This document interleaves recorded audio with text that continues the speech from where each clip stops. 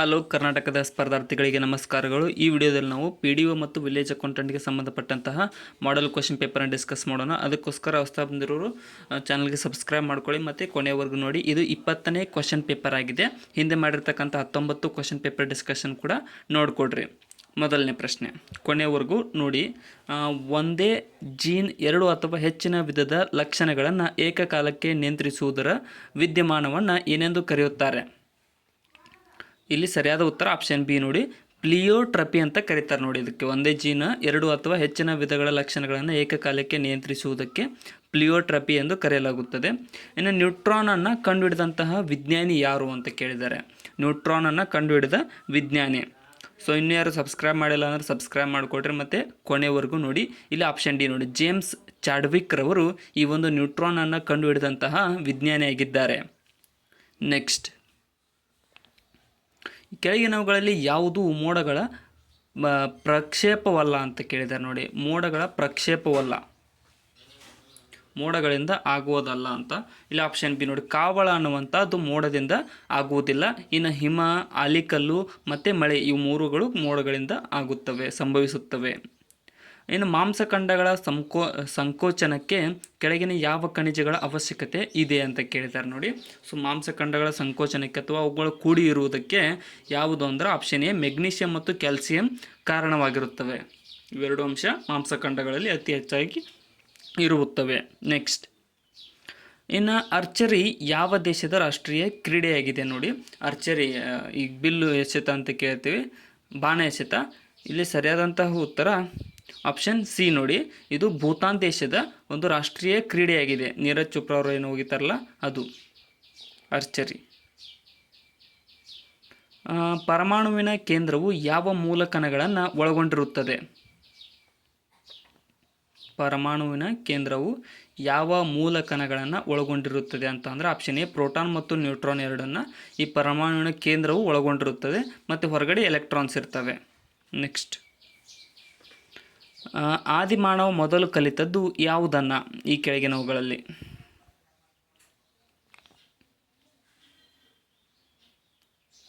ಸರಿಯಾದ ಉತ್ತರ option C ನೋಡಿ, ಆದಿಮಾನವ ಮೊದಲು ಕಲಿತದ್ದು ಅಗ್ನಿ ತಯಾರಿಕೆಯನ್ನು ಮೊದಲು ಕಲಿತನು. ಆದಿಮಾನವನು ಬೆಂಕಿಯ ತಯಾರಿಕೆ. ಈ ಕೆಳಗಿನ ಯಾವ ದಿನದಂದು ಜಲಿಯನ್ ವಾಲಾಬಾಗ್ ಹತ್ಯಾಕಾಂಡವು ನಡೆಯಿತು? ಜಲಿಯನ್ ವಾಲಾಬಾಗ್ ಹತ್ಯಾಕಾಂಡ ನಡೆದದ್ದು ಯಾವ ದಿನ ಅಂತಂದರೆ ಅವತ್ತಿನ ದಿನ ಕಾಲ್ ಬೈಸಾಖಿ ಅನ್ನುವಂಥ ಹಬ್ಬವಿತ್ತು, ಜಲಿಯನ್ ವಾಲಾಬಾಗ್ ದಿನ. ನೆಕ್ಸ್ಟ್, ಕನ್ನಡದ ಮೊದಲ ವರ್ಣಚಿತ್ರ ಯಾವುದು? ವರ್ಣಚಿತ್ರ, ಕನ್ನಡದ ಮೊದಲ ವರ್ಣಚಿತ್ರ. ಇಲ್ಲಿ ಸರಿಯಾದ ಉತ್ತರ ಆಪ್ಷನ್ ಡಿ ನೋಡಿ, ಅಮರ ಶಿಲ್ಪಿ ಜಕಣಾಚಾರಿ ಅನ್ನುವಂಥದ್ದು ಕನ್ನಡದ ಮೊದಲ ವರ್ಣಚಿತ್ರವಾಗಿದೆ. 22 ಕ್ಯಾರೆಟ್ ಬಂಗಾರದಲ್ಲಿ ಬಂಗಾರದ ಪ್ರಮಾಣ ಎಷ್ಟು ಇರುತ್ತದೆ ಅಂತ ಕೇಳ್ತಾರೆ. 22 ಕ್ಯಾರೆಟ್ ಗೋಲ್ಡ್ನಲ್ಲಿ ಇರ್ತಕ್ಕಂಥ ಬಂಗಾರದ ಪ್ರಮಾಣ ಎಷ್ಟು ಅಂತ ಅಂದರೆ ಇಲ್ಲಿ ಆಪ್ಷನ್ ಸಿ ಆಗುತ್ತೆ. 91.6% ಬಂಗಾರವು 22 ಕ್ಯಾರೆಟ್ ಬಂಗಾರದಲ್ಲಿ ಇರುತ್ತದೆ. ಮಿಕ್ಕಿದು ತಾಮ್ರವನ್ನು ಮಿಕ್ಸ್ ಮಾಡಲಾಗಿರುತ್ತದೆ ಅದಕ್ಕೆ ಗಟ್ಟಿತನವನ್ನು ತಯಾರಿಸುವುದಕ್ಕಾಗಿ. ಇನ್ನು ಕೆಳಗಿನ ಟೆನ್ನಿಸ್ ಟೂರ್ನಿಗಳಲ್ಲಿ ನಡೆಯುವಂತಹ ಸರಿಯಾದ ಕಾಲಾನುಕ್ರಮೆಯನ್ನು ತಿಳಿಸಿ ಅಂತ ಕೇಳಿದ್ದಾರೆ ನೋಡಿ. ಟೆನ್ನಿಸ್ ಟೂರ್ನಿಗಳು 4 ಕಡೆ ನಡೀತಾವೆ. ಆಪ್ಷನ್ ಎ ನೋಡಿ, ಫಸ್ಟ್ ಆಸ್ಟ್ರೇಲಿಯನ್ ಓಪನ್ ನಡೀತೈತೆ, ಆಮೇಲೆ ಫ್ರೆಂಚ್ ಓಪನ್, ಆದಮೇಲೆ ವಿಂಬಲ್ಡನ್, ಕೊನೆಗೆ US ಓಪನ್. ಇವು ಆಪ್ಷನ್ ಎ ಸರಿಯಾಗುತ್ತದೆ. ಈ ಸರಿಯಾದ ಕಾಲಾನುಕ್ರಮಣಿಕೆ ಟೆನ್ನಿಸ್ ಟೂರ್ನಿಗಳು ನಡೆಯುವ. ಮಧ್ಯೆ ಯಾರು ಬಿಟ್ಟು ಹೋಗಬೇಡಿ, ಕೊನೆಯವರು ನೋಡಿ. ಕ್ವಶನ್ ನಂಬರ್ ತಲೆ ಕೆಡಿಸ್ಕೋಬೇಡ್ರಿ, ಹಿಂದೆ ಮುಂದೆ ಆಗಿರ್ತವೆ. ಇನ್ನು ಕನ್ನಡದ ಶೇಕ್ಸ್ಪಿಯರ್ ಎಂದು ಕರೆಯುವುದು ಯಾರನ್ನ? ಕನ್ನಡದ ಶೇಕ್ಸ್ಪಿಯರ್ ಅಂತ ಯಾರನ್ನ ಕರೆಯಲಾಗುತ್ತದೆ? ಇಲ್ಲಿ ಆಪ್ಷನ್ ಡಿ ನೋಡಿ, ಕಂದಗಲ್ ಹನುಮಂತರಾವರನ್ನು ಈ ಕನ್ನಡದ ಶೇಕ್ಸ್ಪಿಯರ್ ಎಂದು ಕರೆಯಲಾಗುತ್ತದೆ. ಕೆಳಗಿನ ಯಾವುದು ಭಾರತದ ಪ್ರಜೆಗಳ ಮೂಲಭೂತ ಹಕ್ಕು ಅಲ್ಲ?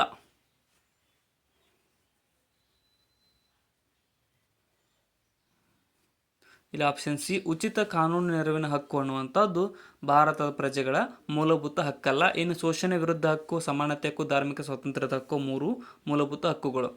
ಸಂವಿಧಾನದ 359ನೇ ವಿಧಿಯು ರಾಷ್ಟ್ರಪತಿಯವರಿಗೆ ಕೆಳಗಿನ ಯಾವ ಸಂದರ್ಭದಲ್ಲಿ ಯಾವುದೇ ನ್ಯಾಯಾಲಯದಲ್ಲಿ ಮೂಲಭೂತ ಹಕ್ಕು ಚ್ಯುತಿ ಮಂಡಿಸದಂತೆ ತಡೆಯಲು ಸವಲತ್ತನ್ನು ನೀಡಲಾಗಿದೆ ಅಂತ ಕೇಳಿದ್ದಾರೆ. ಸೊ ಇದು ಯಾವ ವಿಧಿ ಅಂತ ಅಂದರೆ 359ನೇ ವಿಧಿ ರಾಷ್ಟ್ರಪತಿಯವರಿಗೆ ಯಾವುದಕ್ಕಂತಾರೆ ಆಪ್ಷನ್ ಎ ರಾಷ್ಟ್ರೀಯ ತುರ್ತು ಪರಿಸ್ಥಿತಿ ಘೋಷಣೆಗೆ ಈ ಒಂದು ಚ್ಯುತಿ ಬರದಂತೆ ಸವಲತ್ತನ್ನು ನೀಡಲಾಗಿದೆ ರಾಷ್ಟ್ರಪತಿಯವರಿಗೆ. ಮೂಲಭೂತ ಹಕ್ಕುಗಳಿಗೆ ಚ್ಯುತಿ ಬರದಂತೆ ಅವರಿಗೆ ಅಧಿಕಾರವನ್ನು ನೀಡಲಾಗಿದೆ. ಇನ್ನು ಮಂಡ್ಯ ಜಿಲ್ಲೆಯಲ್ಲಿರುವ ಮೇಲುಕೋಟೆಯಲ್ಲಿನ ವೈಷ್ಣವ ಮಠವನ್ನು ನಿರ್ಮಿಸಿ ಅಭಿವೃದ್ಧಿಪಡಿಸಿದವರು ಯಾರು? ವೈಷ್ಣವ ಮಠ ಆಪ್ಷನ್ ಬಿ ನೋಡಿ, ರಾಮಾನುಜಾಚಾರ್ಯರು ಈ ಒಂದು ಮಂಡ್ಯ ಜಿಲ್ಲೆಯಲ್ಲಿರ್ತಕ್ಕಂಥ ಮೇಲುಕೋಟೆಯಲ್ಲಿನ ವೈಷ್ಣವ ಮಠವನ್ನು ನಿರ್ಮಿಸಿ ಅಭಿವೃದ್ಧಿಪಡಿಸಿದವರಾಗಿದ್ದಾರೆ. 1857ರ ದಂಗೆಯ ನಂತರ ರಂಗೂನಿಗೆ ಗಡೀಪಾರಾದಂತಹ ಕೊನೆಯ ಮೊಘಲ್ ಸಾಮ್ರಾಟ ಯಾರು? ಇಲ್ಲಿ ಆಪ್ಷನ್ ಬಿ ಬಹದ್ದೂರ್ ಶಾ. ಎರಡನೇ ಬಹದ್ದೂರ್ ಶಾನು ಈ 1857ರ ದಂಗೆಯ ನಂತರ ರಂಗೂನಿಗೆ ಗಡೀಪಾರಾದಂತಹ ಕೊನೆಯ ಮೊಘಲ್ ದೊರೆಯಾಗಿದ್ದಾನೆ, ಸಾಮ್ರಾಟ. ಕೆಳಗಿನ ಜೋಡಣೆಗಳಲ್ಲಿ ತಪ್ಪಾದುದನ್ನು ಗುರುತಿಸಿರಿ. ಯಾವುದು ತಪ್ಪು? ಮೊದಲನೇದಾಗಿ ಬಂಡೀಪುರ ರಾಷ್ಟ್ರೀಯ ಉದ್ಯಾನವನ ಎಲ್ಲಿದೆ ಅಂತಂದರೆ ಚಾಮರಾಜನಗರ, ಅದು ಸರಿಯಾಗಿದೆ. ಇನ್ನು ಕೃಷ್ಣಮೃಗ ವನ್ಯಜೀವಿ ಧಾಮ ಕಂಡುಬರುವುದು ರಾಣೆಬೆನ್ನೂರು, ಅದು ಕೂಡ ಸರಿಯಾಗಿದೆ. ನುಗು ವನ್ಯಜೀವಿ ಧಾಮ ಮೈಸೂರು. ಇನ್ನು ಕೊನೆಯದಾಗಿ ಕಾವೇರಿ ವನ್ಯಜೀವಿ ಧಾಮ ಮಂಡ್ಯ, ಅದು ತಪ್ಪು ನೋಡಿ, ಕೊಡಗುನಲ್ಲಿ ಬರುತ್ತೆ. ಲೈಫೈ ತಂತ್ರಜ್ಞಾನದಲ್ಲಿ ಇಂಟರ್ನೆಟ್ ಸಂಪರ್ಕ ಪಡೆಯಲು ಯಾವುದು ಅತ್ಯವಶ್ಯಕವಾಗಿದೆ? ಆಪ್ಷನ್ ಬಿ LED ಬಲ್ಬ್ ಅತ್ಯವಶ್ಯಕವಾಗಿರುತ್ತದೆ ಇಂಟರ್ನೆಟ್ ಸಂಪರ್ಕವನ್ನು ಪಡಿಬೇಕಂತಂದ್ರೆ ಲೈಫೈ ತಂತ್ರಜ್ಞಾನದಲ್ಲಿ. ತಪ್ಪಾದ ಜೋಡಿಯನ್ನು ಗುರುತಿಸಿರಿ ಕೆಳಗಿನವುಗಳಲ್ಲಿ ಅಂತ ಕೇಳಿದ್ದಾರೆ ನೋಡಿ. ಈ ಕ್ಷಿಪಣಿಗಳ ಬಗ್ಗೆ ತಪ್ಪಾದ ಜೋಡಿ ಯಾವುದು ಅಂತ ಅಂದರೆ ಆಪ್ಷನ್ ಡಿ ಆಗುತ್ತೆ ನೋಡಿ. ಮೇಲಿನ ಎಲ್ಲವೂ ಸರಿಯಾಗಿವೆ. ಇಲ್ಲಿ ಪೃಥ್ವಿ ಅಂದರೆ ಭೂಮಿಯಿಂದ ಭೂಮಿಗೆ ಹಾರುವ ಕ್ಷಿಪಣಿ, ನಾಗ್ ಅಂತಂದರೆ ಟ್ಯಾಂಕ್ ನಿರೋಧಕ ಕ್ಷಿಪಣಿಯಾಗಿದೆ. ಇನ್ನು ಅಸ್ತ್ರ ಅನ್ನುವಂಥದ್ದು ಆಕಾಶದಿಂದ ಆಕಾಶಕ್ಕೆ ಹಾರುವ ಕ್ಷಿಪಣಿಯಾಗಿದೆ. ಆಕಾಶ ಅನ್ನುವಂಥದ್ದು ಭೂಮಿಯಿಂದ ಆಕಾಶಕ್ಕೆ ಹಾರುವ ಕ್ಷಿಪಣಿ. 4 ಸರಿಯಾಗಿವೆ, ಇಲ್ಲಿ ಯಾವುದೂ ತಪ್ಪಿಲ್ಲ.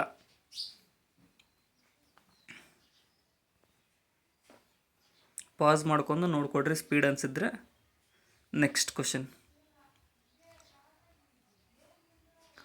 ಸಂವಿಧಾನದಲ್ಲಿ ಆರ್ಥಿಕ ನ್ಯಾಯ ಒಂದು ಉದ್ದೇಶವಾಗಿ ಪರಿಗಣಿಸಲಾಗಿದ್ದು ಏನಾಗಿದೆ? ಎಲ್ಲಿ ಅಂತ ಕೇಳಿದ್ದಾರೆ ಆರ್ಥಿಕ ನ್ಯಾಯದ ಬಗ್ಗೆ. ಆಪ್ಷನ್ ಬಿ ಪೀಠಿಕೆ ಒಳಗಡೆ ಮತ್ತು ರಾಜ್ಯ ನಿರ್ದೇಶಕ ತತ್ವಗಳಲ್ಲಿ ಈ ಒಂದು ಆರ್ಥಿಕ ನ್ಯಾಯದ ಉದ್ದೇಶವನ್ನು ಹೇಳಲಾಗಿದೆ. ಮೈಸೂರಿನ ಪ್ರಥಮ ಬ್ರಿಟಿಷ್ ಕಮಿಷನರ್ ಕೆಳಗಿನವರಲ್ಲಿ ಯಾರಾಗಿದ್ದರು? ಮೈಸೂರಿನ ಪ್ರಥಮ ಬ್ರಿಟಿಷ್ ಕಮಿಷನರ್ ಯಾರು? ಇಲ್ಲಿ ಆಪ್ಷನ್ ಬಿ ನೋಡಿ, ಕರ್ನಲ್ ಬ್ರಿಗ್ಸ್ ರವರು ಈ ಒಂದು ಮೈಸೂರಿನ ಪ್ರಥಮ ಬ್ರಿಟಿಷ್ ಕಮಿಷನರ್ ಆಗಿದ್ದರು ನೋಡಿ. ನೆಕ್ಸ್ಟ್, ಮೈಸೂರು ಸಂಸ್ಥಾನದಲ್ಲಿ ಇಂಡಿಯನ್ ಪೆನಲ್ ಕೋಡ್ ಮತ್ತು ಕೋಡ್ ಆಫ್ ಕ್ರಿಮಿನಲ್ ಪ್ರೊಸೀಜರ್ ಕಾನೂನುಗಳನ್ನು ಜಾರಿಗೊಳಿಸಿದವರು ಯಾರು?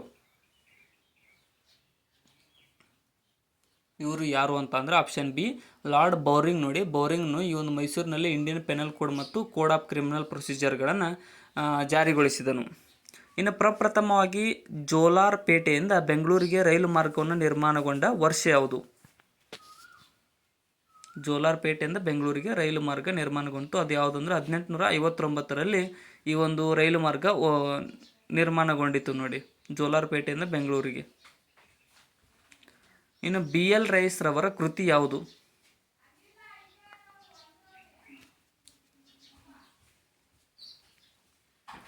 ಸರಿಯಾದ ಉತ್ತರ ಆಪ್ಷನ್ ಬಿ ನೋಡಿ, ಮೈಸೂರು ಗೆಜೆಟಿಯರ್ ಅನ್ನುವಂಥದ್ದು BL ರೈಸ್ ರವರು ಬರೆದಂತಹ ಕೃತಿಯಾಗಿದೆ.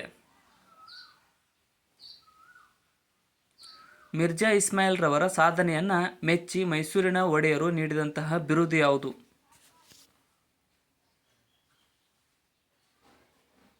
Option B Amin ul milk ಅನ್ನುವಂತಹ ಬಿರುದನ್ನು ಮೈಸೂರಿನ ಒಡೆಯರು ಮಿರ್ಜಾ ಇಸ್ಮಾಯಿಲ್ ರವರ ಸಾಧನೆಗೆ ನೀಡಿದರು.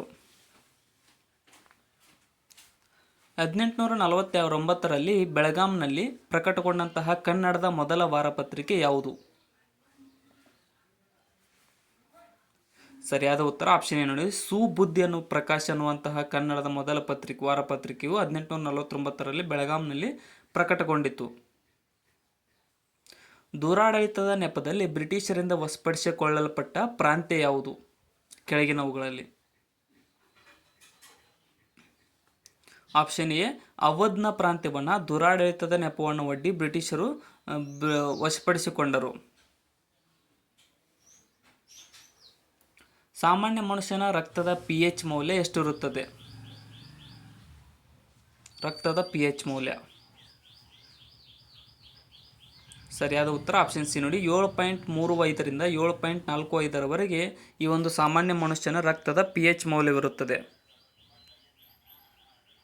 ಕೆಳಗಿನ ಜೋಡಿಗಳಲ್ಲಿ ತಪ್ಪಾಗಿರುವುದನ್ನು ಗುರುತಿಸಿರಿ.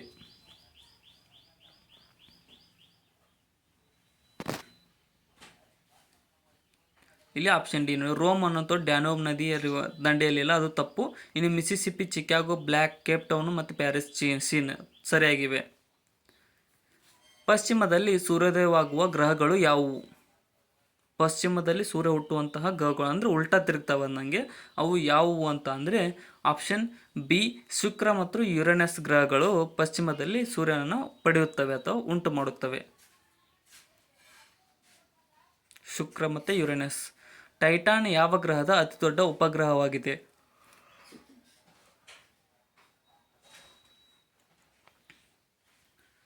ಸರಿಯಾದ ಉತ್ತರ ಆಪ್ಷನ್ ಬಿ ನೋಡಿ, ಶನಿ ಗ್ರಹದ ಅತಿ ದೊಡ್ಡ ಉಪಗ್ರಹ ನೋಡಿ ಇದು ಟೈಟಾನ್ ಗ್ರಹ ಅನ್ನುವಂಥ ಉಪಗ್ರಹವು. ಸಂಪೂರ್ಣ ಸೂರ್ಯಗ್ರಹಣದಲ್ಲಿ ಗೋಚರಿಸುವ ಸೂರ್ಯನ ಭಾಗ ಯಾವುದು? ಸಂಪೂರ್ಣ ಸೂರ್ಯಗ್ರಹಣದಲ್ಲಿ ಗೋಚರಿಸುವಂತಹ ಸೂರ್ಯನ ಭಾಗ. ಇಲ್ಲಿ ಸರಿಯಾದ ಉತ್ತರ ಆಪ್ಷನ್ ಸಿ ನೋಡಿ, ಕೊರೋನಾ ಅನ್ನುವಂತಹ ಭಾಗವು ಸಂಪೂರ್ಣ ಸೂರ್ಯನ ಗ್ರಹಣದಲ್ಲಿ ಗೋಚರಿಸುವ ಸೂರ್ಯನ ಭಾಗವಾಗಿದೆ. ನೆಕ್ಸ್ಟ್, ಈ ನಕ್ಷತ್ರಗಳು ಸ್ಫೋಟಗೊಳ್ಳುವ ಪ್ರಕ್ರಿಯೆಗೆ ಏನೆಂದು ಕರೆಯುತ್ತಾರೆ?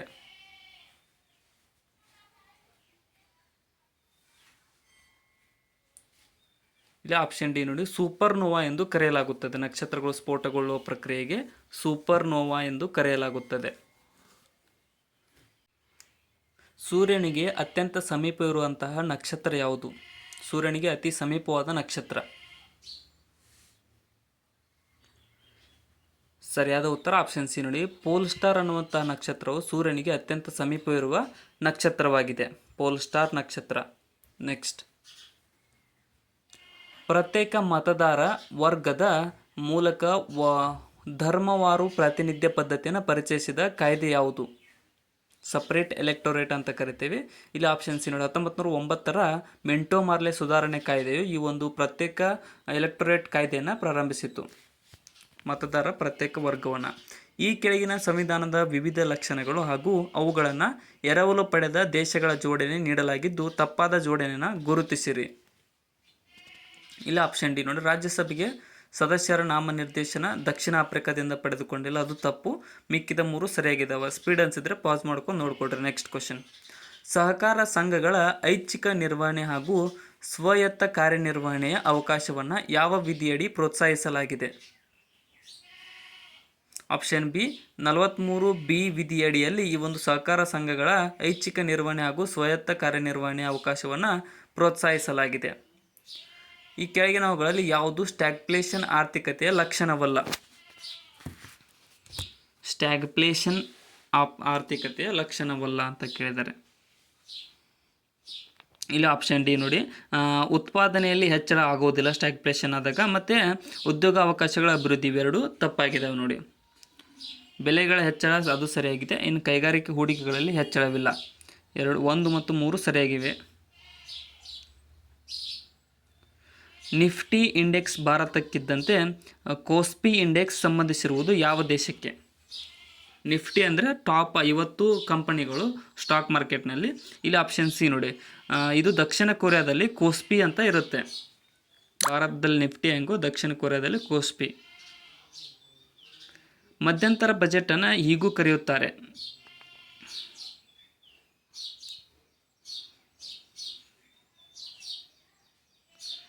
ಸರಿಯಾದ ಉತ್ತರ ಆಪ್ಷನ್ ನೋಡಿ, ವೋಟ್ ಆನ್ ಅಕೌಂಟ್ ಬಜೆಟ್ ಅಂತ ಮಧ್ಯಂತರ ಬಜೆಟನ್ನು ಕರೆಯಲಾಗುತ್ತದೆ.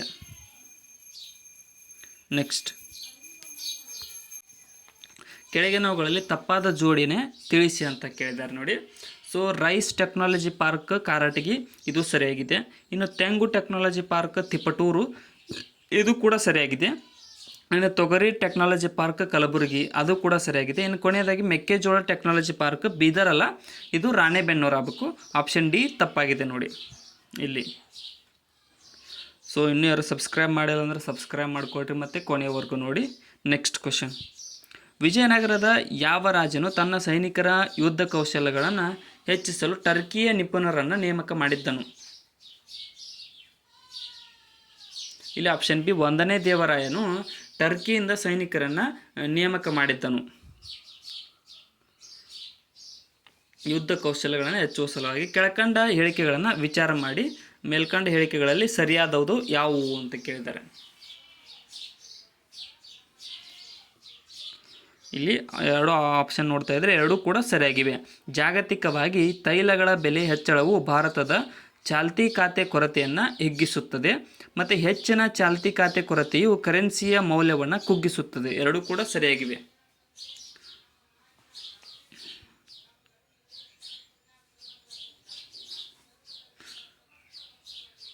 ನೆಕ್ಸ್ಟ್,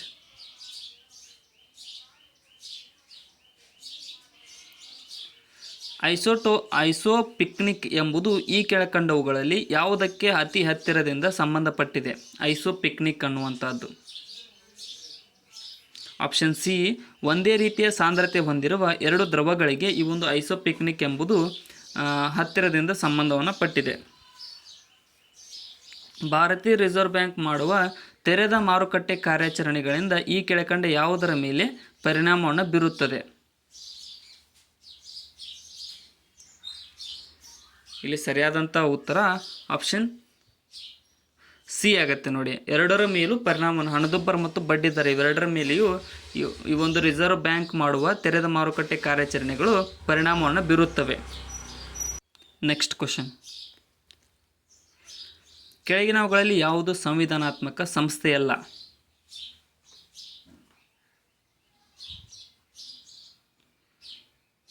ಸರಿಯಾದ ಉತ್ತರ ಆಪ್ಷನ್ ನೋಡಿ, ಕೇಂದ್ರ ಮಾಹಿತಿ ಆಯೋಗ ಅನ್ನುವಂಥದ್ದು ಸಂವಿಧಾನಾತ್ಮಕ ಸಂಸ್ಥೆಯಾಗಿಲ್ಲ. ಇನ್ನು ಅಡ್ವೊಕೇಟ್ ಜನರಲ್, ಪರಿಶಿಷ್ಟ ಪಂಗಡಗಳ ರಾಷ್ಟ್ರೀಯ ಆಯೋಗ, ಕೇಂದ್ರ ಚುನಾವಣಾ ಆಯೋಗ ಇವೆಲ್ಲವೂ ಸಂವಿಧಾನಾತ್ಮಕ ಸಂಸ್ಥೆಗಳು. ಕೆಳಗಿನವುಗಳಲ್ಲಿ ಯಾವುದು ರಾಷ್ಟ್ರಾಧ್ಯಕ್ಷರ ಕಾರ್ಯಾಂಗೀಯ ಅಧಿಕಾರದ ಭಾಗವಲ್ಲ?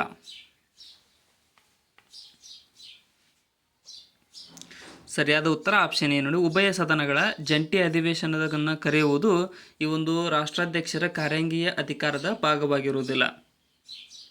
ನಗರ ಪಾಲಿಕೆ ಸಂಬಂಧಿಸಿದ ವಿಷಯವಿರುವ ಅನುಸೂಚಿ ಯಾವುದು?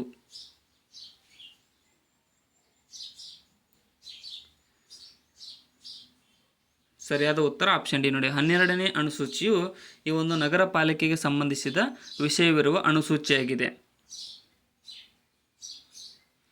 ಸಮಾನತೆ ಹಕ್ಕು ಒಳಗೊಂಡಿರುವ ವಿಷಯ ಯಾವುದು? ಸಮಾನತೆ ಹಕ್ಕು ಒಳಗೊಂಡಿರುವ ವಿಷಯ ಕೆಳಗಿನವುಗಳಲ್ಲಿ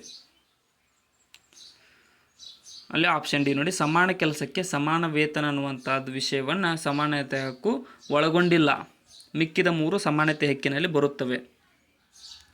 ಕಣಗಳ ರಾಷ್ಟ್ರೀಯ ಚಲನೆಯಿಂದ ಉಂಟಾದ ಅಣುಗಳ ಅನಿಯತ ಚಲನೆಯನ್ನು ಹೀಗೆಂದು ಕರೆಯುತ್ತಾರೆ?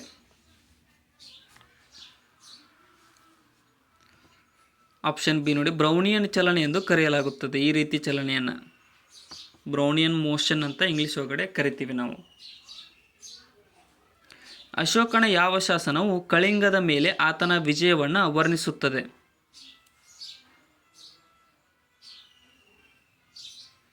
ಇಲ್ಲಿ ಆಪ್ಷನ್ ಸಿ, 13ನೇ ಬಂಡೆಗಲ್ಲು ಶಾಸನವು ಅಶೋಕನ ಕಳಿಂಗದ ಮೇಲೆ ಆತನ ವಿಜಯವನ್ನು ವರ್ಣಿಸುವ ಶಾಸನವಾಗಿದೆ. ಭಗತ್ ಸಿಂಗ್, ರಾಜ್ಗುರು ಮತ್ತು ಸುಖ್ದೇವ್ ಇವರು ಯಾವ ಪ್ರಕರಣದ ಕಾರಣಕ್ಕಾಗಿ ನೇಣಿಗೇರಿಸಲ್ಪಟ್ಟರು? ಆಪ್ಷನ್ ಸಿ, ಲಾಹೋರ್ ಒಳಸಂಚಿನ ಕಾರಣಕ್ಕಾಗಿ ಈ 3 ಭಗತ್ ಸಿಂಗ್, ರಾಜ್ಗುರು ಮತ್ತು ಸುಖ್ದೇವ್ರವರು ನೇಣಿಗೇರಿಸಲ್ಪಟ್ಟರು. ಈಸ್ಟ್ ಇಂಡಿಯಾ ಅಸೋಸಿಯೇಷನ್ನ ಸ್ಥಾಪಕರು ಯಾರಾಗಿದ್ದರು?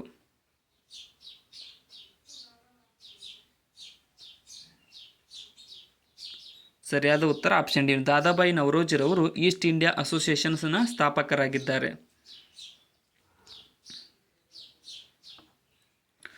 ಚುನಾವಣೆ ಹಾಗೂ ಚುನಾವಣಾ ಆಯೋಗದ ಬಗೆಗಿನ ಕೆಳಗಿನ ಹೇಳಿಕೆಗಳಲ್ಲಿ ತಪ್ಪಾಗಿರುವುದನ್ನು ಗುರುತಿಸಿ. ಇಲ್ಲಿ ಆಪ್ಷನ್ ಡಿ ನೋಡಿ, ಮೇಲಿನ ಎಲ್ಲವೂ ಸರಿಯಾಗಿವೆ ಇಲ್ಲಿ. ಅಂದರೆ ಸಂವಿಧಾನದ 15ನೇ ಭಾಗ ಚುನಾವಣೆಗಳ ಬಗ್ಗೆ ಹೇಳುತ್ತದೆ. ಮತ್ತು 61ನೇ ತಿದ್ದುಪಡಿ ಮೂಲಕ ಮತದಾನದ ವಯಸ್ಸನ್ನು 21ರಿಂದ 18ಕ್ಕೆ ಇಳಿಸಲಾಗಿದೆ. ನೀತಿ ಸಂಹಿತೆ ಅನ್ವಯ ಮತದಾನದ ಸಮಯಕ್ಕಿಂತ 48 ಗಂಟೆ ಮುಂಚಿತವಾಗಿ ಪ್ರಚಾರ ಕಾರ್ಯವು ಕೊನೆಗೊಳ್ಳಬೇಕಾಗುತ್ತದೆ. 3 ಸರಿಯಾಗಿವೆ ಇಲ್ಲಿ.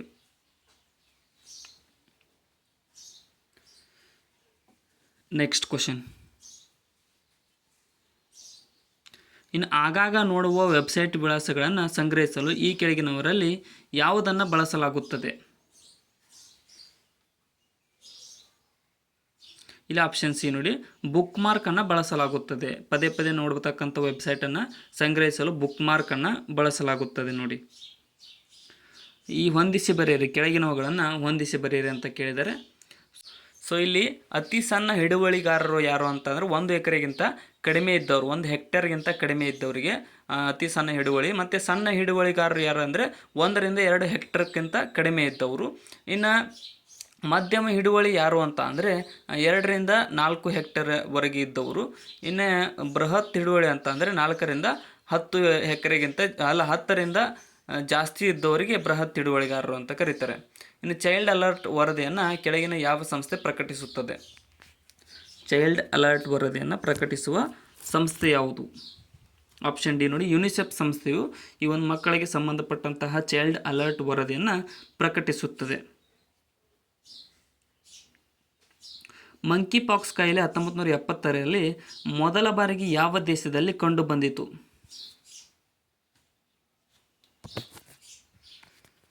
ಸರಿಯಾದ ಉತ್ತರ ಆಪ್ಷನ್ ಸಿ ನೋಡಿ, ಕಾಂಗೋ ಗಣರಾಜ್ಯದಲ್ಲಿ ಈ ಒಂದು ಮಂಕಿ ಪಾಕ್ಸ್ ಕಾಯಿಲೆ 1970ರಲ್ಲಿ ಮೊದಲ ಬಾರಿಗೆ ಕಂಡುಬಂದಿತು. ಕಾಂಗೋ ಗಣರಾಜ್ಯದಲ್ಲಿ. ಹಿಂದೂಸ್ತಾನ್ ಜಿಂಕ್ ಯಾವ ಸಂಸ್ಥೆಯ ಅಂಗಸಂಸ್ಥೆಯಾಗಿದೆ?